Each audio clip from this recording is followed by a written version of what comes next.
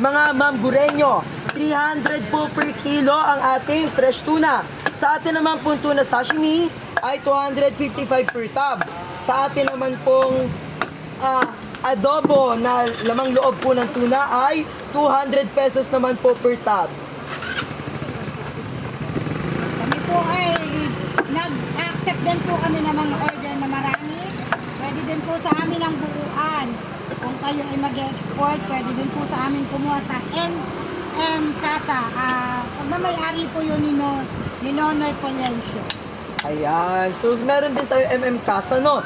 So, mga kababayan, mga mambureño, and mga tiga-Oximin. So, available po again. Ating pong fresh tuna, 300 per kilo. Ang ating pong tuna sashimi, 255 po mga kaibigan. At saka naman po ang ating pong adobong lamang loob ng tuna ay 200 naman po per tubs. So, yan po, tingnan po natin, no? Fresh na fresh po ang ating tuna.